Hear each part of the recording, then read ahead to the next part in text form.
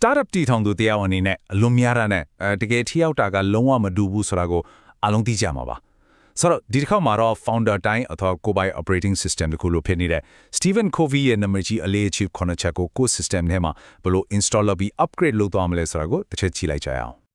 Covey ပြောတော့တာရမ်းမှန်ပါတယ်အောင်မြင်မှုလေကားကိုအမြန်ဆုံးတက်နေပေမဲ့ကိုမီထားတဲ့လေကားကနယံမားကြီးဖြစ်နေဘယ်လိုလုပ်မလဲ startup လောကမှာဆိုရင်ဒါကနေ့စဉ်နဲ့အများပါပဲအလုပ်တွေရှုပ် feature တွေအဆက်မပြတ်ထုတ် meeting တွေတောက်ရှုပ်တိုက်ရင်မှနောက်ဆုံးကြမှာကို company ရဲ့တကယ် vision နဲ့လုံးဝလွဲချော်နေတာမျိုးပေါ့အဲ့ဒါကြောင့်မလို့ကိုဒီမေးခွန်းပြန်မေးဖို့အချိန်တန်ပါပြီကျွန်တော်တို့တွေဟာလုပ်တွေပြီးဖို့ပဲအာရုံစိုက်နေတာလားဒါမှမဟုတ်တကယ်လုပ်တဲ့လုပ်ထိုက်တဲ့မှန်ကန်တဲ့အလုပ်တွေကိုလုပ်နေတာလား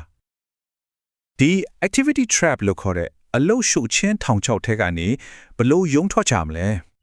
အဖြေကတော့ကျွန်တော်တို့ရဲ့ကိုယ်ပိုင် operating system ကိုတိတိကျကျနားလည်ဖို့ပါပဲ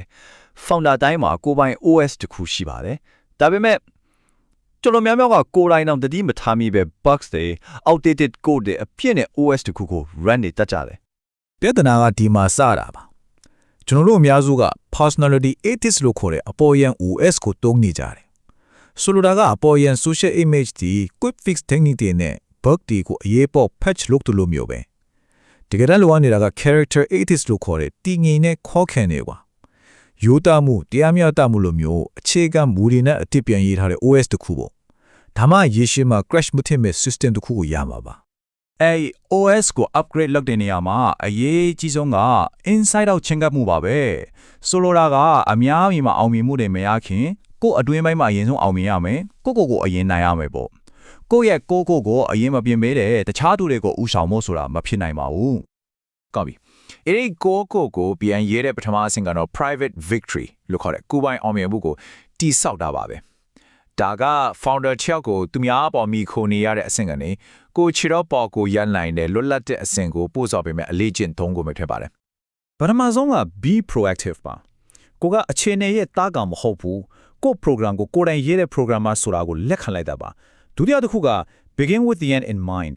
ကို company ရဲ့ mission ကဘာလဲကိုဘဝရဲ့ပတ်နိုင်ကဘာလဲဆိုတာကိုရှင်းရှင်းလင်းလင်းသိပြီးအဲ့ဒီ program ကိုရေးတာပါနောက်ဆုံးတစ်ခုကတော့ put first things first ပါရေးတဲ့ program ကို run တာပါဗျာအရေးကြီးတာကိုဦးစားပေးပြီးနေ့စဉ်အလုပ်တွေကိုစီမံခန့်ခွဲတာပါဟုတ်ပြီအရေးကြီးတာကိုဦးစားပေးတယ်ဆိုတဲ့နေရာမှာဒီ time management metrics ကတကယ်ကိုအသက်ပါပဲ founder တော်များများကအရေးကြီးပြီးအရေးပေါ်ဖြစ်တဲ့ quadrant 1နဲ့ကမီးလောင်နေတဲ့ပြဿနာတွေကိုပဲလိုက်ဖြေရှင်းနေရတယ်ဒါမဲ့တကယ်ထိရောက်တဲ့ founder တွေက quadrant 2မှာချင်းများဆုံးသုံးကြပါတယ်အရေးကြီးတယ်ဒါပေမဲ့ချက်ချင်းလောက်ဆရာမလို့တဲ့အရာတွေပေါ့ဥပမာ product strategy ချတာ team culture တိဆောက်တာ now funding round တော့ကြိုတင်ပြင်ဆင်တာမျိုးတွေပါမှတ်ထားရမှာက quadrant 2မှာချင်းများသုံးလေ quadrant 1ကချက်တဲတွေအဲ့ဒီလောက်နဲသွားလေပါပဲကိုယ့်ရဲ့ core OS ကတည်ငြိမ်သွားပြီဆိုရင်တော့နောက်တစ်ဆင့်ကိုတက်လို့ရပါပြီအဲ့ဒါကတော့ public victory ပါနီးပညာစကားနဲ့ပြောရရင်တခြားသူတွေနဲ့ချိတ်ဆက်ဖို့ခိုင်မာတဲ့ API တွေတိစောက်တာနဲ့တူပါတယ်။ဘာလို့လဲဆိုတော့ကို OS က bug တွေများနေဘဲ API မှာကောင်းကောင်းအလုပ်လုပ်မှာမဟုတ်ဘူးလေ။အဲ့ဒီ API တွေကတော့နောက်ထပ်အလေးအကျင့်၃ခုပါပဲ။ပထမဆုံး think win-win ဆိုတာကကို partner တွေကို team တွေနဲ့အပြန်အလှန်ကြိုးရှိမဲ့ solution တွေကိုရှာတာပါဒုတိယတစ်ခု seek first to understand then to be understood ဆိုတာက user feedback ကိုအရင်ဆုံးသေချာနားထောင်ပြီးမှကို product ကိုပြန်ရှင်းပြတာမျိုး team member ရဲ့အခက်အခဲကိုအရင်နားလည်ပေးတာမျိုးပါနောက်ဆုံး synergize ကတော့တယောက်နဲ့တစ်ယောက်ပေါင်းရင်တယောက်ချင်းစီရဲ့ပေါင်းလက်ထက်ပိုချေရလဲထွက်အောင် 1+1 က3ဖြစ်လာအောင်တီထွင်ဖန်တီးပြီးပူးပေါင်းဆောင်ရွက်တာပါပဲ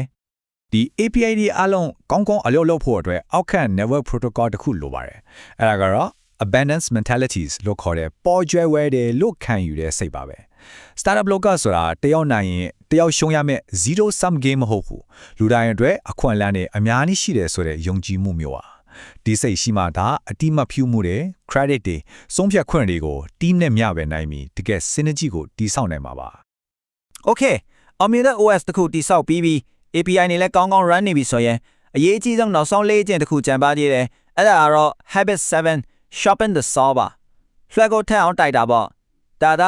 code system ကြီး crash မဖြစ်အောင်အဆက်မပြတ် update လုပ်တာ maintenance လုပ်တာနဲ့တူပါတယ် founder ဘာနောက်ဆိုတာတကယ်တော့ဒီအဆင့်ကိုလေးလွှတ်ရှုလို့ဖြစ်လာတာပါ system update လုပ်တဲ့ဆိုတဲ့နေရာမှာဒီကဏ္ဍကြီး၄ခုကိုဖျားမြတတအားဖြန်ဖြစ်ဟုလိုပါတယ် ရုပ်ဖိုက်ဆိုင်ရာအတွက်လေ့ကျင့်ခန်းလုပ်တာအေးရဝအောင်အိုက်တာတွေဉာဏ်ပညာအတွက်စာအုပ်တွေဖတ်တာ course တွေတက်တာတွေစိတ်ပိုင်းဆိုင်ရာအတွက်တရားထိုင်တာကိုတန်ဖိုးထားတဲ့အရာတွေကိုပြန်သုံးတတ်တာတွေနောက်ဆုံးလူမှုရေးစိတ်ခံစားမှုပိုင်းအတွက်ကို team နဲ့မိသားစုနဲ့အတိအကျရှိတဲ့ဆက်ဆံရေးတွေတိစောက်တာတွေပါပဲဒါတွေကဇိမ်ခံပစ္စည်းတွေလုံးဝမဟုတ်ပါဘူး founder တယောက်ရဲ့ performance အတွက်မရှိမဖြစ်လိုအပ်ချက်တွေပါ ဒီအလေးချင်းခုနှစ်ချက်လုံးကိုပေါင်းလိုက်တဲ့အခါမှာတော့ဒီ maturity continuum ဆိုတဲ့ရင့်ကျက်မှုခရီးစဉ်ကြီးကိုရရှိလာပါတယ်ကျွန်တော်တို့အားလုံးဟာ dependence ဆိုတဲ့သူများအကောမိခေါ်ရတဲ့အဆင့်ကနေစတင်ခဲ့ကြတယ်